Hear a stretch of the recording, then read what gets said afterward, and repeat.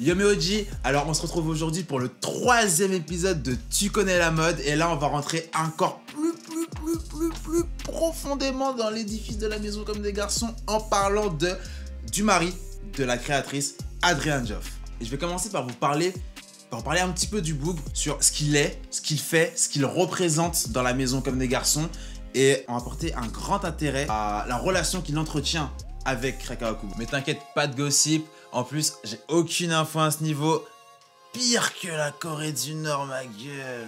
Je vous fais le curriculum vite fait. Né à Johannesburg en 1953, un père pharmacien, sa grande sœur s'appelle Rose. Il déménage très jeune, vers 8 ans, à Londres, mais ça on s'en bat les couilles. Il fait des études sur la culture orientale et africaine et en sort diplômé avec une spécialité civilisation tibétaine. D'ailleurs, je pense que c'est à cette époque-là que lui est venu son goût, son intérêt pour la philosophie. En gros, si tu le sais pas, il est archi fréquent lors des interviews qu'il sort des citations zen. Sa grande sœur avait une entreprise de tricot et c'est pour ça que dans les 80s, il a débarqué là-bas parce qu'elle avait besoin de s'y implanter. Il était déjà fan de la marque et il a même déclaré pour une interview pour le Nouvel Économiste qu'il claquait toute sa thune dans la sape et en particulier dans ses égées. Tu connais, je radote, mais Reka Akubo était déjà très connu au Japon. Du coup, lorsqu'en 87, un ami lui apprend que Reka Akubo cherche à se développer en Europe et plus particulièrement qu'elle cherche quelqu'un au poste de directeur commercial, c'est tout naturellement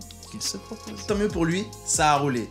6 ans plus tard, soit en 93, il devient PDG de Comme des Garçons. Fun fact, Monsieur Joff a expliqué que pendant son entretien, il sentait que Reka Akubo le jaugeait constamment. En fait, vous voyez, ils étaient 3. Et il y en avait un qui servait de traducteur pour Reka Akubo. Et il y avait du coup Monsieur Joff aussi.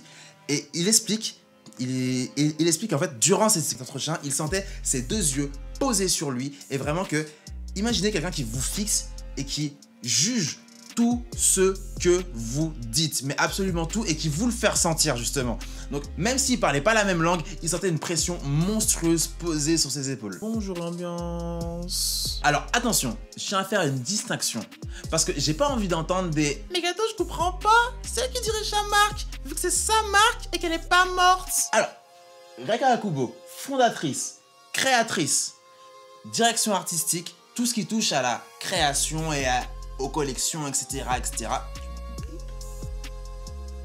Adrian Joff, PDG, tout ce qui touche à la vie de l'entreprise. Pour ce qui est de leur vie privée, ils ont commencé à se fréquenter en 1991 et 1 an plus tard, le mariage. La gérée la go en balle.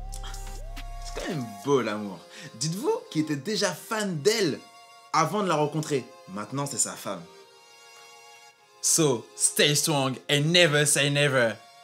Ok, je dirais. Si vous doutez encore de l'importance du bonhomme, je peux vous sortir 2-3 faits d'armes, histoire que cela vous semble un peu moins obscur. C'est à lui qu'on devait les Guerilla Shop. Je sais pas si vous en souvenez, c'était de 2004 à 2011. Et en fait, c'était des petits shops éphémères qu'il y avait dans toutes les villes où il n'y avait pas de boutique comme des garçons. Et le but, c'était d'y écouler tous les invendus de la marque. Le bail a si bien fonctionné que les marques ont commencé à les copier et lorsqu'ils ont commencé à les copier, ils ont cut. Il est aussi derrière DSM, Dover Street Market et Comme des Garçons Play. Mais bon, je vais pas tout réexpliquer, t'avais qu'à regarder toutes les vidéos dans le bon sens. Début 90, vous voyez les parfums Comme des Garçons? C'est lui aussi. En fait, comme pour les vêtements avec l'anti-fashion, l'idée c'était de faire de l'anti-parfum et d'utiliser des composantes rarement utilisées. Par exemple, il y avait du caoutchouc brûlé, du vernis, du kérosène. À vrai dire, sa réelle mission, c'est que la stratégie marketing reste innovante et que même l'aspect marketing dans Comme des Garçons colle à l'esprit de la marque. Mais Adrian Joff a un rôle plus personnel, je dirais, c'est d'être l'intermédiaire entre le monde et sa femme. Lorsque j'y réfléchis, c'est quelque chose que je trouve vraiment magnifique chez eux parce que elle, de par son rôle de directrice artistique, toujours mise en lumière, ne communique pas publiquement et c'est donc lui, partie immergée de l'iceberg, qui va prendre la parole pour elle. En gros, il me faut penser au yin et au yang. Bon allez, mais une dernière chose, et après je vous promets que vous ne m'entendrez plus parler de Comme des.